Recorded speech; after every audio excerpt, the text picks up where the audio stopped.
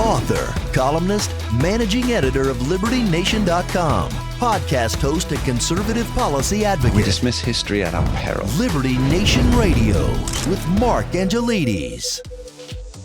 Hello and welcome to Liberty Nation Radio, heard coast to coast on the Radio America Network. I'm your host, Mark Angelides. On today's special edition, we are talking Syria, Ukraine, and a whole lot more. It's going to be quite the show. The situation in Syria has reached boiling point, and some would say it has boiled over now that Bashar al-Assad has fled to Russia. Now, we're very fortunate to have with us Liberty Nation's national security correspondent, a man who knows all the ins and outs of Foggy Bottoms, plus the geopolitical situation worldwide. It is his duty and his honor to follow. Dave Patterson, thanks for being here. Thank you, Mark. What an introduction. I can't be wrong now, right? Absolutely. Well, I mean, if you are, I blame you because you're the expert. That's how these things work, Dave. But, pass the responsibility and then see what comes back. So let's talk about Syria. Bashar al-Assad has fled, and the new guy who led the rebel forces to take over Damascus. Let's get the obvious out of the way here first. Am I right in thinking that until 5 minutes ago, this guy was terrorist A number one?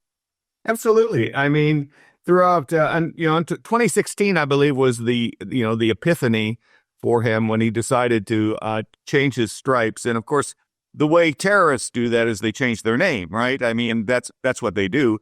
But the things that he did and advocated, I mean, that's kind of hard to change. I mean, terrorist tactics and death to Israel, death to the United States. I mean, those are kind of things to walk back.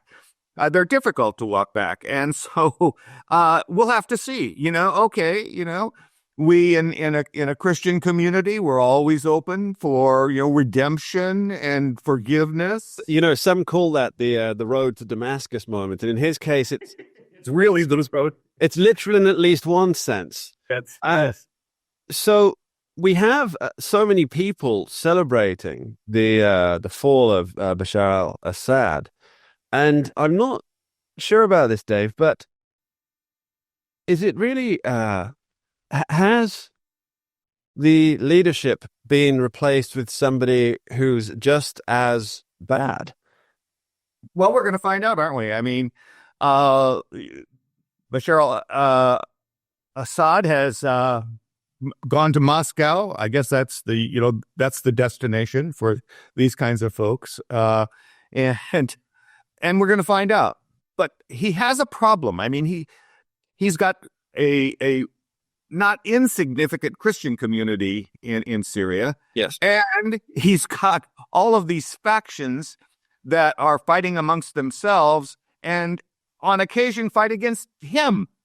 So, and then you've got the United States who just, 75 targets were hit recently in Syria against terrorists that are not unlike him. So it's going to be a challenge. So the group here is, and I may be pronouncing this wrong, but it's Hayat Tahrir al-Sham, or HTS as it's known. Now, they were formerly aligned with Al-Qaeda. Yeah. And so, and they were, correct me if I've got this wrong, Dave Patterson has some amazing insight written on the pages of LibertyNation.com. Do go and check out his work over there. But it adopted the name Jabhat Fatah al-Sham, which is Front for the Conquest of the Levant. Is that right? That's correct. And then they changed it to the Liberation of the Levant. And the Levant is still there. So, I mean... It is. They have a caliphate wannabe sort of point of view.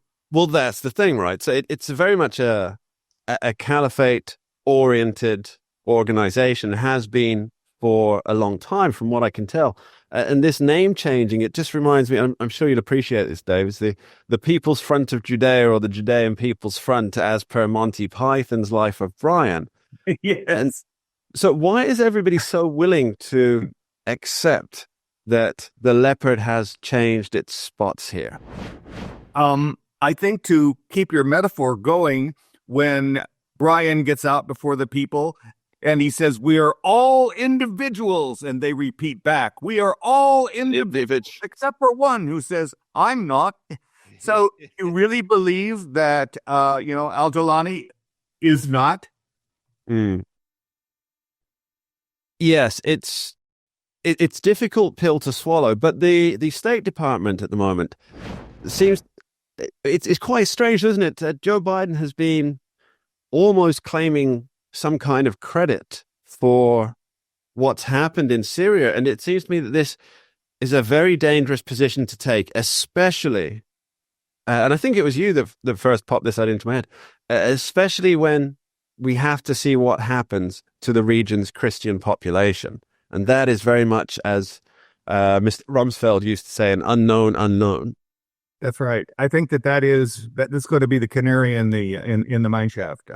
What happens to the Christian community? But you have to. I mean, I think it all becomes clear if you start to see the Biden State Department and the Biden view of foreign policy through the lens of this notion of, if we're real nice to you, will you be real nice to us? And of course, that's poppycock. You're talking about people who hate you, and it doesn't matter how nice you are to them. And this notion that he put out yesterday, when Biden was on television and he said, "We are going to intervene with assistance." Are you joking? Without even knowing what the outcome of these people are? Yes. This is madness.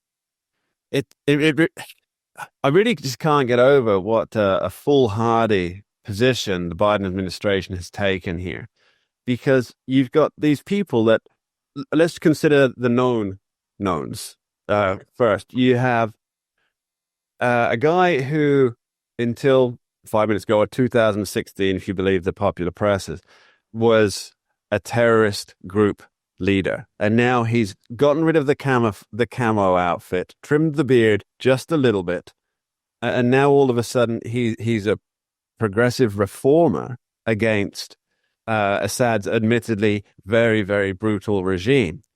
And so now the Biden administration appears to be trying to co-opt that victory, and we don't know yet whether this is just going to be another Afghanistan. And we have on this show and criticized the disastrous withdrawal from Afghanistan under President Joe Biden, and how that was carried out. But it did put an end to the war in Afghanistan. American lives, British lives, international lives being wasted on the fields in Afghanistan. Are we opening a brand new can of worms here? Because if the U.S. ends up supporting one side of a fight without even knowing who that is, I mean, we saw this.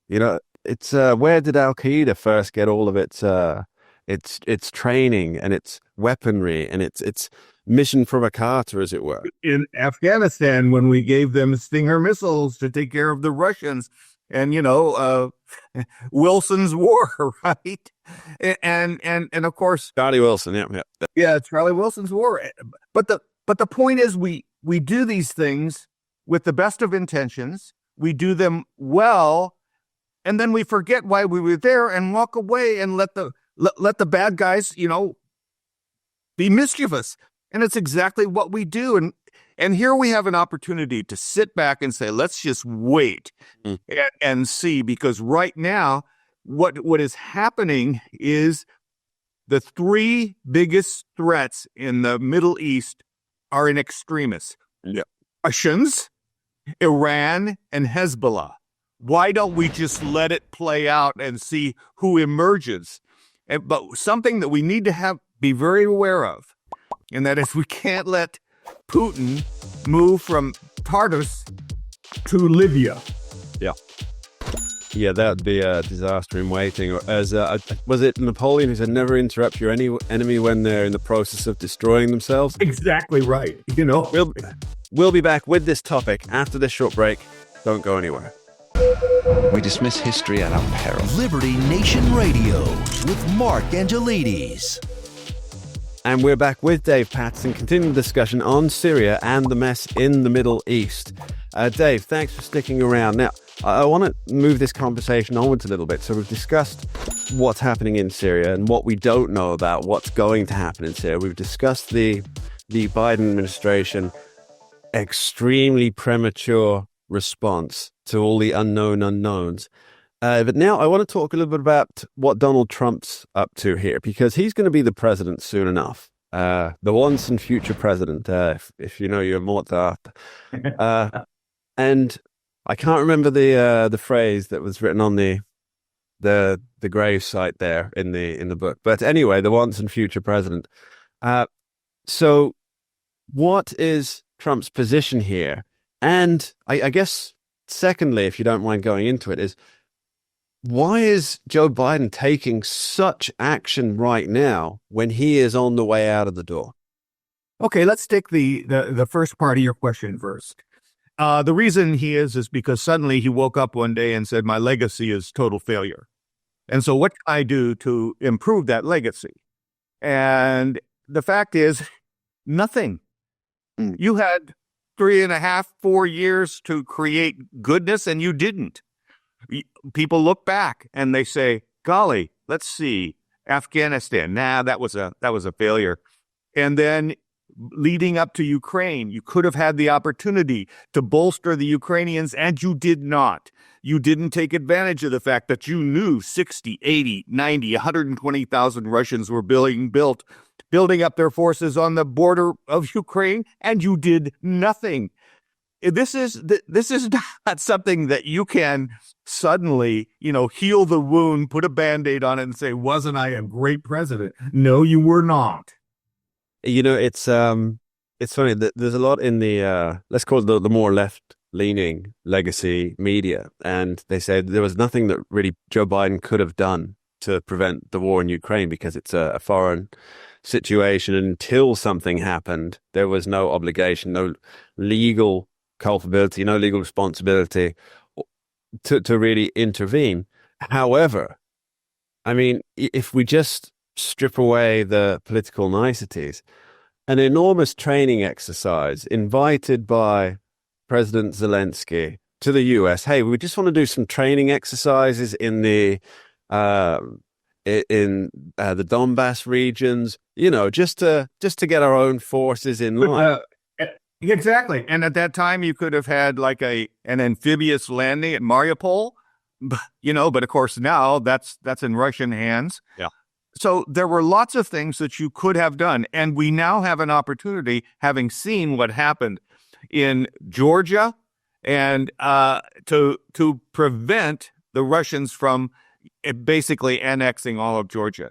And if you don't think that's a possibility, remember what happened in 2008 when we did nothing under the George Bush W. administration. So let's talk about Donald Trump now. So he's going to be president soon enough, a few weeks at time of recording. What's his position on Syria?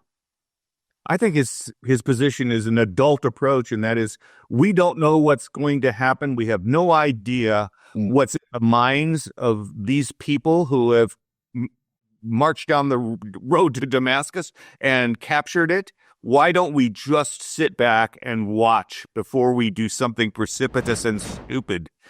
And I think that his focus is going to be on the American people first, as he has said. I mean, it's not as though he doesn't telegraph what he has in mind or what he intends to do. It's not a secret with Donald Trump.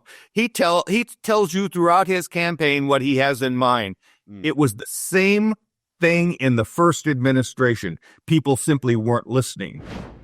Yeah, so it's a very volatile situation in Syria, because you actually have Israel has now entered Syria. And that's the first time, I think, in 50 years or thereabouts.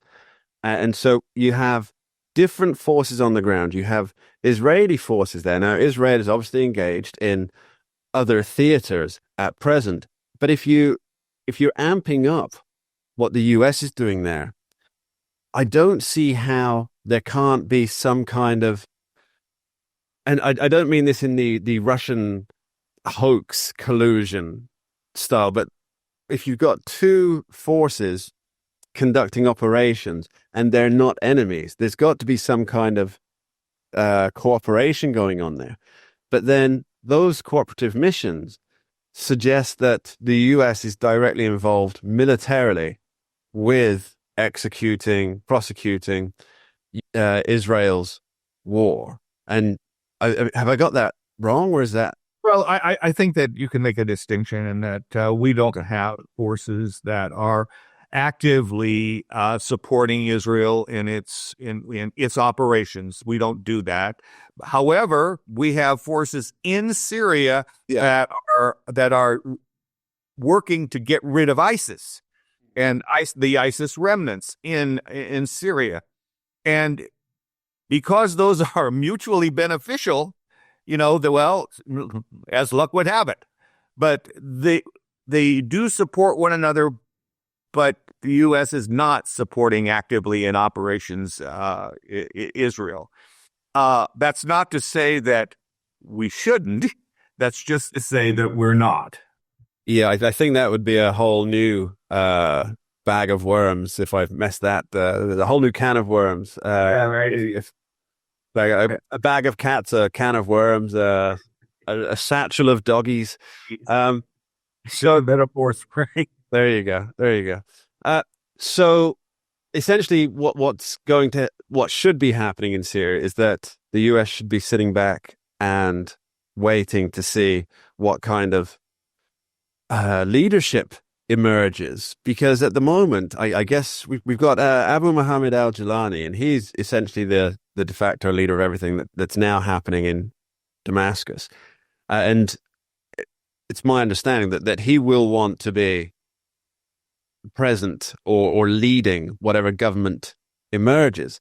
Now I'm using the air quotes for those of you listening on just on the radio here, but that is a former terrorist now in charge of well, let's be fair, a very crucial place in the Middle Eastern region.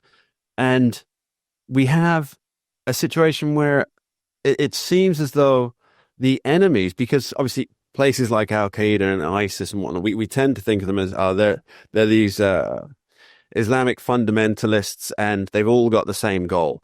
But it's really very much a case of internecine warfare within that umbrella term. And they all hate each other. So the US appears to be, with its strikes, it's 75 more precision strikes, and that's just at the time of recording. We don't know what's coming down the pipeline the next couple of weeks. The US is in the process of wiping out this guy's enemies list. I know it's somewhat perverse, right? A little. Yeah. I think that something that we can look at. So it's analogous to Mandela arising in South Africa. The first thing he did was amnesty for all of the enemies. The first thing al-Jilani does is go after the enemies that were part of Assad's army. That's a distinction that's going to be interesting to watch as time goes on. We're going to be continuing this conversation in just a few short moments. Don't go anywhere. We dismiss history at our peril. Liberty Nation Radio with Mark Angelides. And we're back on Liberty Nation Radio, heard coast to coast on the Radio America Network. I remain your host, Mark Angelides, and we continue to be joined by Liberty Nation's national security correspondent, Dave Patterson. Now, Dave, I want to shift the theaters of conversation and war that we're talking about at the moment and move to the Ukraine. Now, no, I thought you were going to say Detroit. No, you never go full Detroit. Detroit's a lovely place. There's a lot of beautiful areas in it, marred by some not so good areas. So there's the situation in Ukraine at the moment. We have Zelensky saying that he would be open to foreign troops coming in. We also have President Trump pushing for some kind of peace deal that would kick in with a demarcation of territory at the date of the peace deal. But at the same time, you've got Joe Biden saying, all the money that's been earmarked by Congress for this, he's trying to get that out the door as quickly as possible in terms of munitions. And just as an aside, failing to build up US munitions, but different topic. So we have really three situations going on. Which one's likely to prevail? Oh, well, obviously, I think, the Donald Trump's going to prevail. I mean, you just wait out the Biden administration, and on, January 21st, when everybody's in their office and they can get moving, then you're going to see a lot of stuff walk back, and more thoughtful, I think, in terms of what exactly the United States is going to recommend. We don't control Ukraine. I mean, I think people get the impression that the United States, Ukraine is like the 51st state. I'm sorry, Canada. Oh, right. The governor of the 51st state. Right. But they're not. Yeah. They have their own aspirations and view of the future, and we may not even be part of that. But what we can do is to make the deal that says, as much as it is, odious to us, okay, Putin, keep what you have. But in order to do that, and so to protect Ukraine, we reserve the right to station troops, Western troops, doesn't matter who, in Ukraine, and we reserve the right to exercise and train in Ukraine, period. That's the deal. So essentially what there is, Putin gets a fairly significant win, but at the same point, it pretty much future-proofs Ukraine from any further action by its aggressive neighbor. That's what that kind of deal looks like, right? That's right. That's exactly right. Yes, I mean, we don't like to think about how past experiences have so totally colored the future that we live in, but when in April of 2014, President Obama did nothing when Russia annexed Crimea and moved into the Donbass in Luhansk Oblast, that put things in motion. That essentially sealed the fate. Yeah, it's I think anybody who's taken a relatively passive eye to this and looking at, you can kind of see the increments of they're testing the water. Russia is testing the water. Okay, this works for us. And then they go and they do this and there's no response. And then obviously there was the hiatus during the first Trump administration. And then they test the waters again. And then there was Joe Biden's very, very tepid response about, well, it depends on what kind of incursion it is or how far into the country they go. And that was a green light for Putin to go, well, we'll go this far, because he hadn't specified anything different. But what do you think is the timeline for this Trump plan? And do you think it can be in place before Donald Trump takes office? I don't think it can be in place. I mean, you have you basically have history that works against you, and he's not president. Sure. So it is not incumbent upon him, and it's really inappropriate for him to do anything substantive before January 20th. However, I think you're going to see incremental moves in order to establish some sort of mechanism by which the peace can be discussed, some sort of coming together of the parties, and then from there, very quickly, there'll be an end to this. So no amnesty on Christmas Day, a la the World Wars. I don't think so. I mean, those are times past, and I don't think Zelensky would have any appetite for that. Let's hope everybody's cleaned their plates already and is full up and doesn't want anything else. Dave Patterson, thanks ever so much for joining us. Hey, thank you, Mark. Always a pleasure to be with you.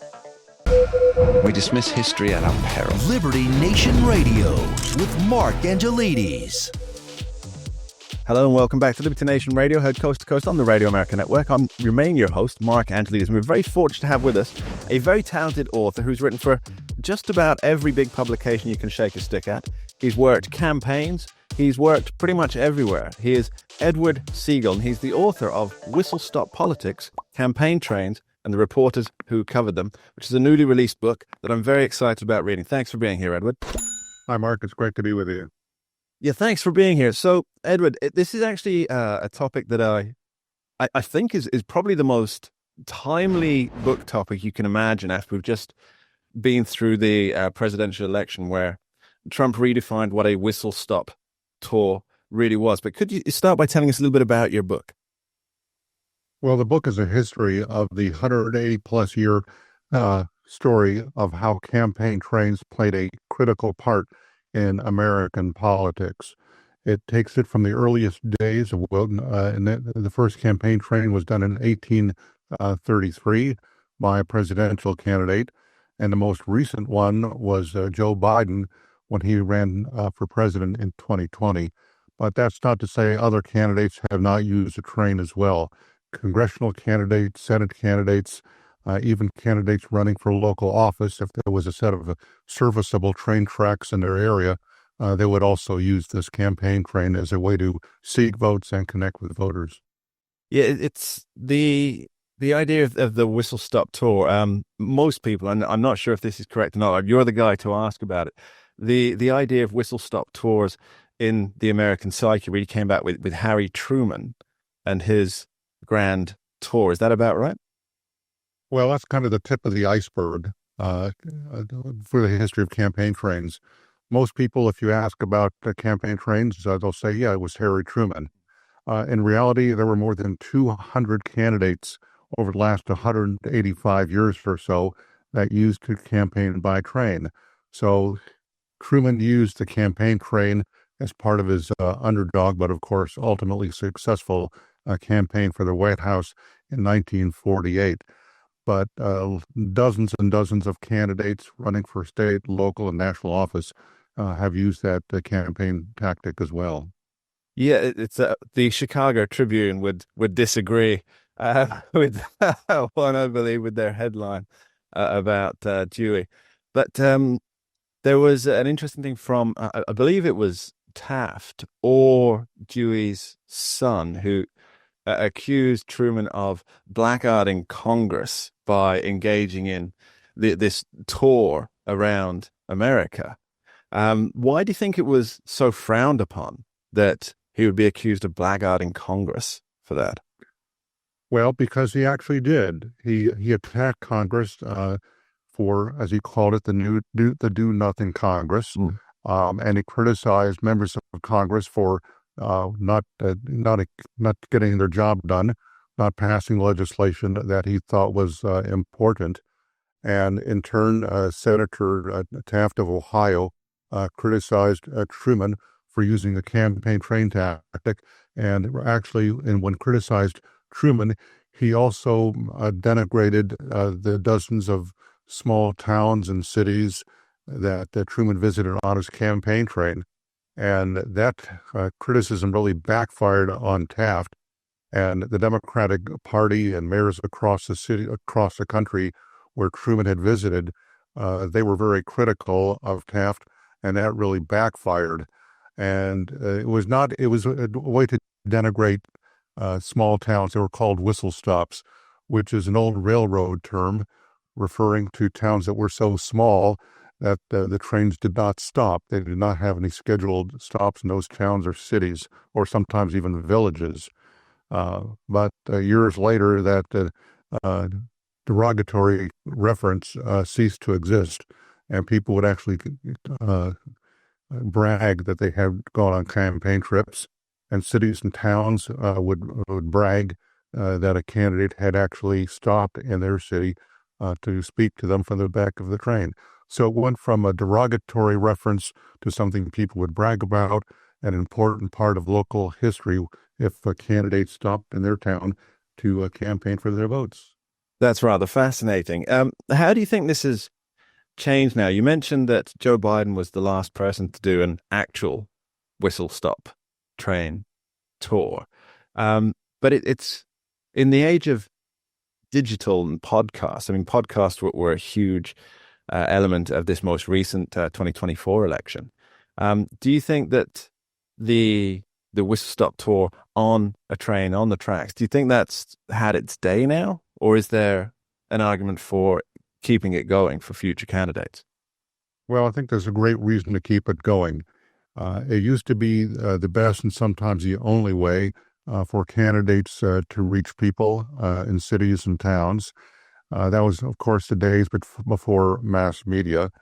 And the campaign trains were superseded in the 1950s by new modes of communications, not radio, that had been around for quite a while, but television, and the advent of jet planes as the best ways to travel from town to town.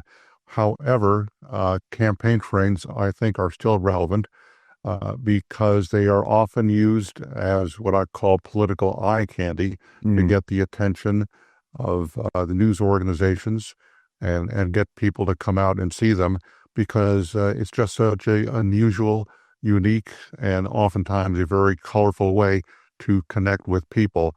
So I think that even in this age of mass media and social media and X and Facebook and other social media platforms, there's definitely a place for campaign trains in politics today. Of course, it's not easy, and it's certainly not cheap to do a campaign train tour. You need weeks or sometimes months to plan it correctly. It can cost a lot of money to rent a train, and you need a lot of time to coordinate the route with the railroad company and help publicize the event. So it's not a matter of waking up one day and saying, I know I'm going to do a campaign train tour tomorrow. It's not done that way.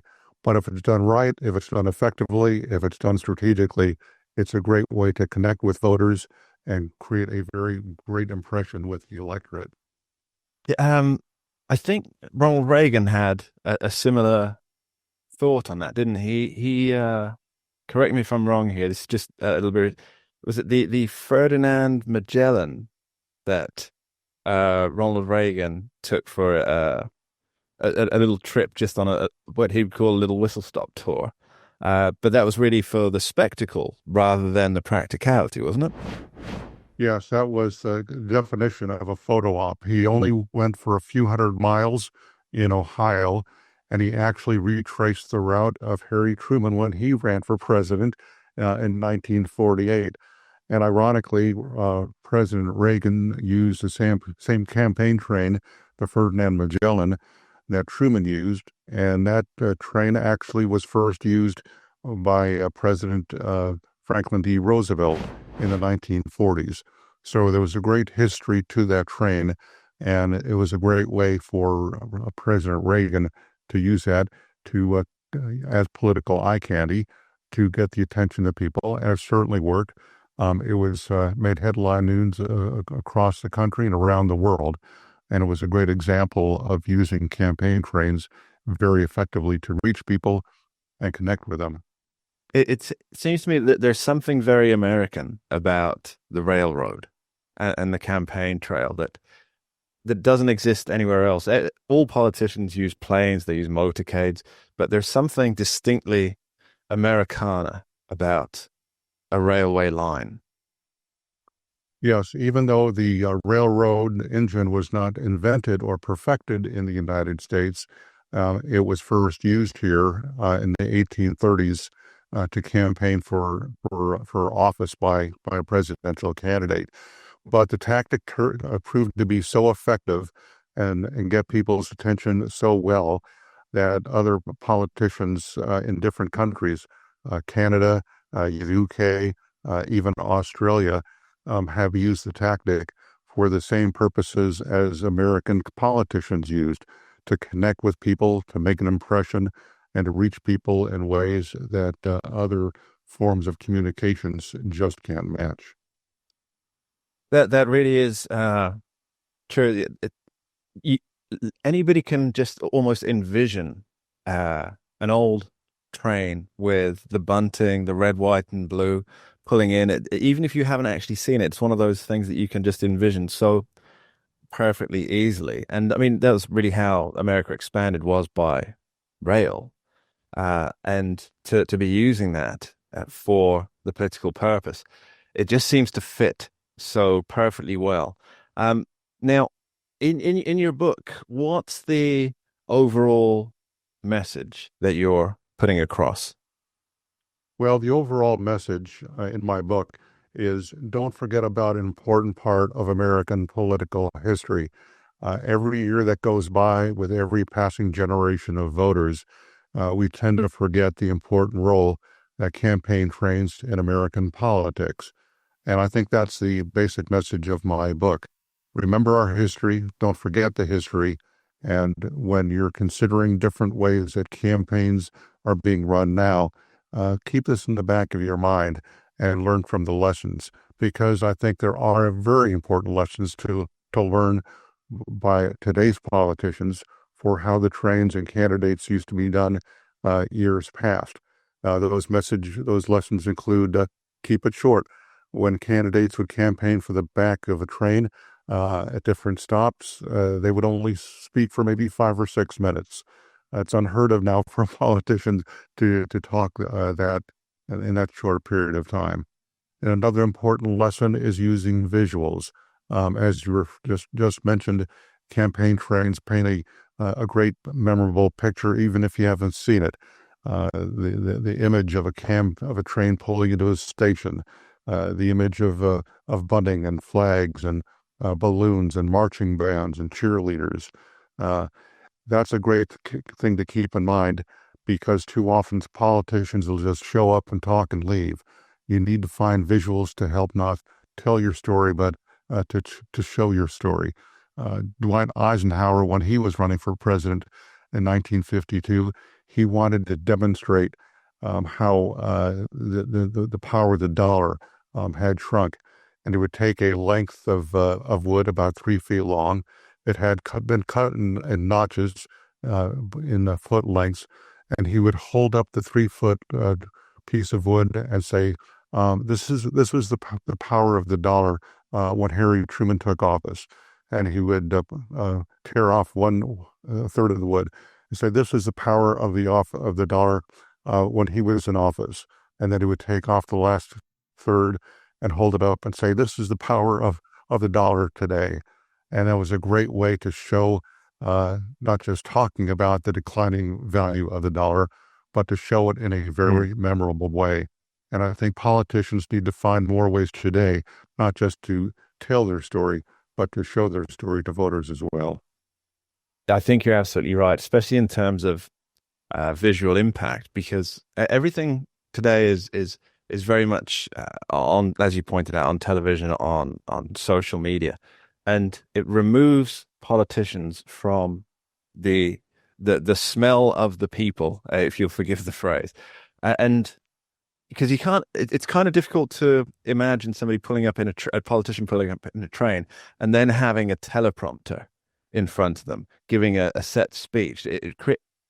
By touring in a train, there's an element of reality there. There's an element of off the cuff. It has to be sharp. It has to be poignant. And you're right. That's all compounded with a beautiful visual element. And I, for one, am looking forward to trains making a comeback on the campaign trail. Edward, could you tell our audience where they can get a hold of your fantastic new book, Whistle Stop Politics? Well, the book is available wherever books are sold, on Amazon or wherever your audiences look for books online. It's also available in several different formats as a hardcover, a paperback, and an audiobook. So if you like to read books, it's available in that format. If you like to listen to the books, it's available in that format as well, wherever books are sold. Edward Segal, thank you ever so much for joining us. Good to be with you, Mark. And that's about all we have time for on today's edition of Liberty Nation Radio, heard coast to coast on the Radio America Network. I'm your host, Mark Angelides. I'd like to take a moment to thank our guests, Dave Patterson and Edward Segal. Thank you for being here. And of course, extend my thanks to you, the listeners at home. And please remember, Liberty Nation does not endorse campaigns, candidates, or legislation. And this presentation is no endorsement. Thanks for being here. We dismiss history at our peril. Liberty Nation Radio with Mark Angelides.